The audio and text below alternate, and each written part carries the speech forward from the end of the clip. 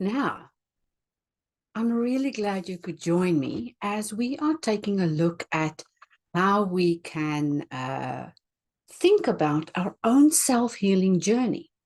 Now, from the moment you got sick until the day that you are completely healed is a path of frustration or fear, and most often that feeling of being at your worst until you eventually get to that place where you feel good again. Now, when we talk about healing as a self-healing process, I want you to remember, I'm not talking about replacing your medicine. I'm not talking about replacing your doctor's orders. I'm also not talking about taking matters in your own hand and trying to heal yourself until you get better. The practice I want you to see today and shift your mindset into is because that healing journey takes time. How you speak to yourself, what you do, and that shift in mindset goes a great deal of length into the healing process. And when you are on that healing path with a negative mindset, you will have a much harder time to reach certain levels of health versus somebody who has a positive mindset and goes through the healing process while assisting themselves in the healing. Now, there are three foundations that we like to focus on when it comes to practicing a self-healing journey, and that is your mindful states. In other words, becoming aware of where in your body you are feeling discomfort or dis-ease, managing that through not only the medication, but also on calming yourself and centering your conscious awareness into that place and feeding it with loving thoughts.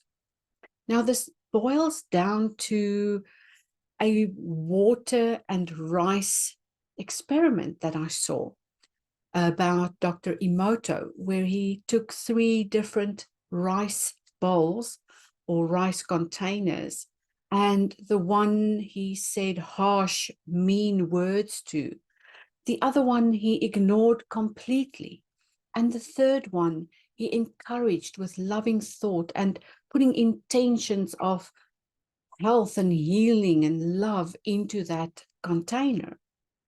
And by the end of his experiment, the one that had these hurtful words said to had rice in that was moldy and stinky, and it was awful. They had to destroy that container. The one that was ignored was, it was there. It was rotting rice, just as we would expect.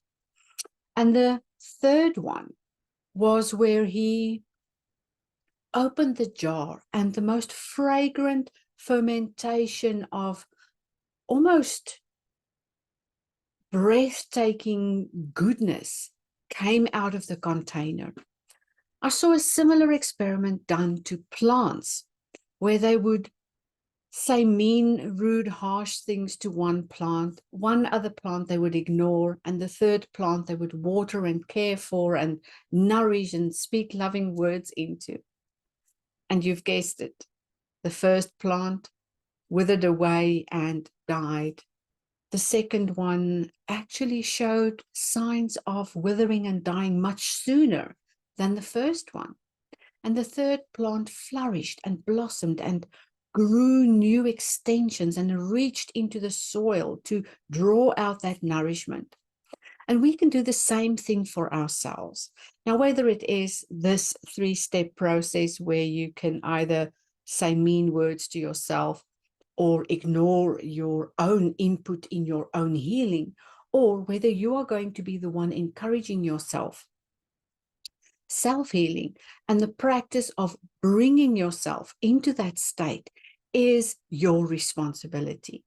And when you're doing it through mindfulness, breath work, visualization, or whether you're tapping into that flow state that I constantly talk about, it's your own input in your healing journey that matters in the end. Nobody else's opinion matters. No doctors can tell you how long your healing will take or how quickly it will be over.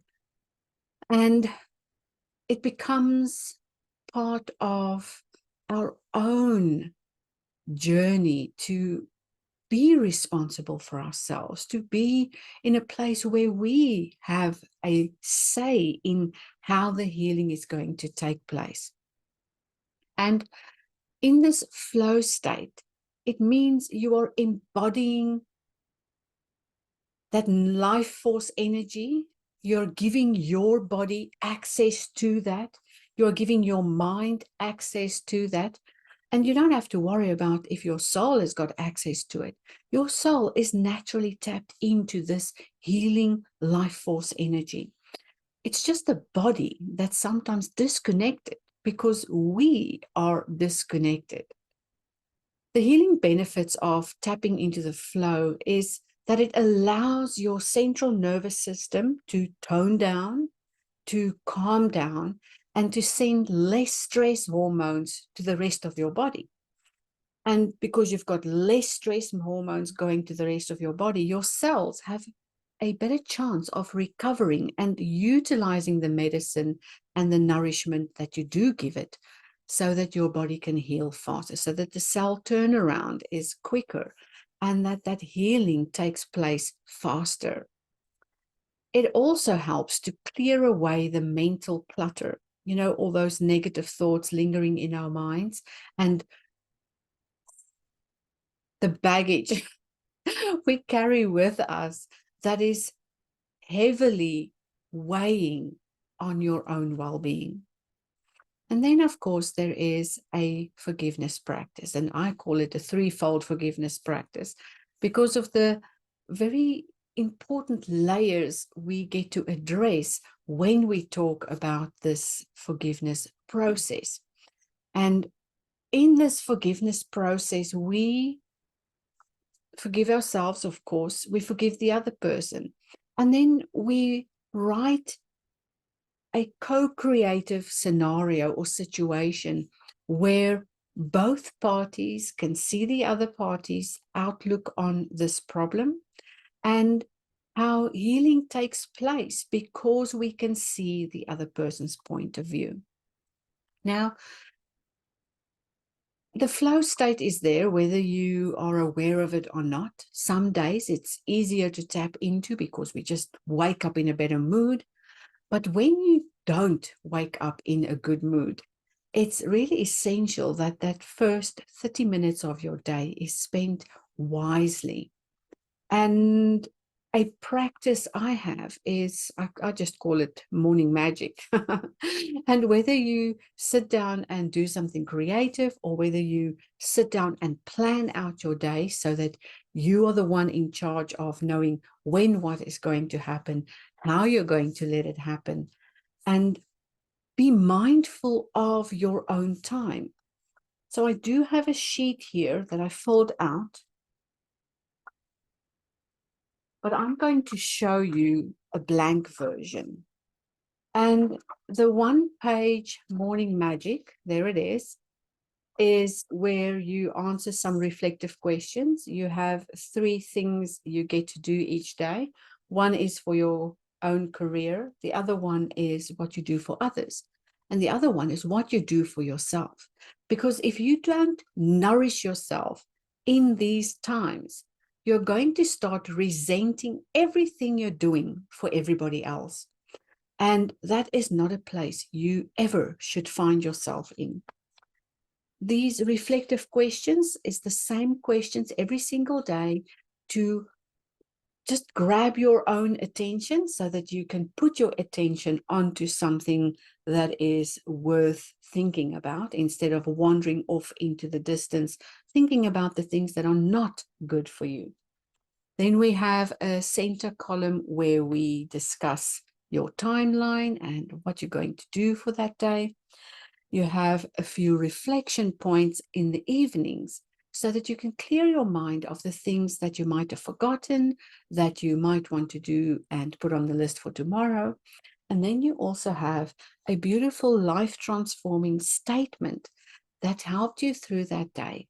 It's a personal statement that you can culminate from the events of the day and imprint before you go to bed. Now,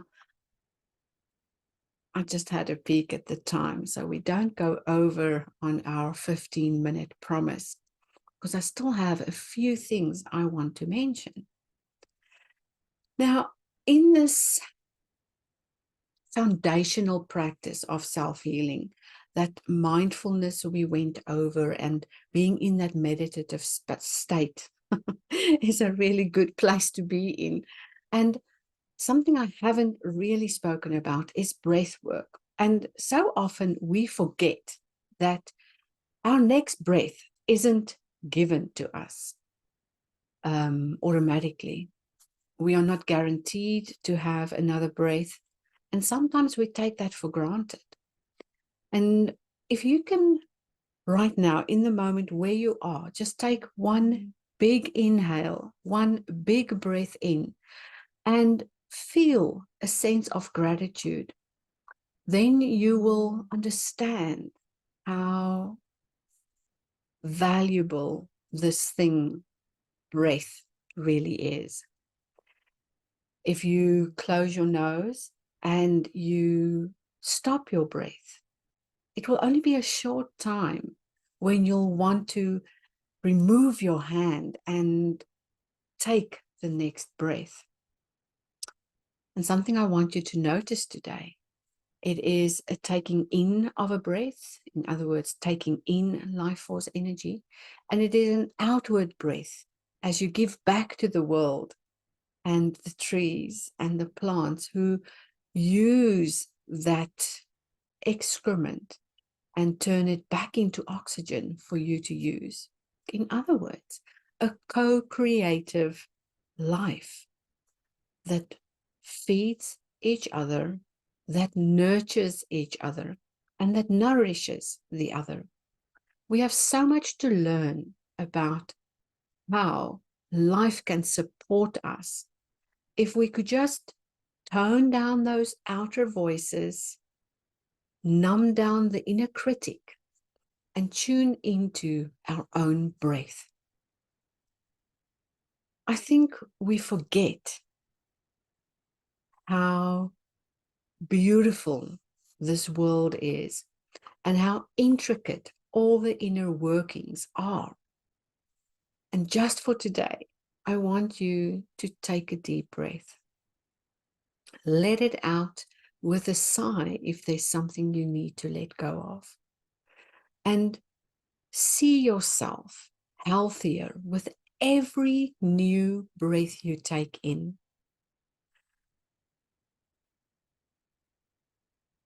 It's the most natural thing we can do. And if you just do that, you'll already be on a self-healing path where you are more in control of what happens next. You don't have to fight, you don't have to argue, you don't have to worry, you don't have to stress. All you have to do is take that next deep breath and say to yourself, just for today, I will not worry. Because in the end, it will all be okay. And it won't matter what we did or didn't do, how we did it, how we got there. What will matter is that we had the presence of mind to tap into this flow state, this natural life force energy given to all of us for our own survival, our own thriving, our own living in abundance, our own joy. And like I said in the beginning, your healing journey can start from the worst point in your life and go into this healing place where you want to be. And everything you do on that journey is a sequence of choices you get to make. That's it for today. Thank you for joining me in these 15-minute morning sessions where we shift your mindset and help you see things differently. If I mention something in this video, there will be a download below for you to grab that freebie, and also other places you can check out more of my teaching. Thank you for being here. Have a beautiful, wonderful day.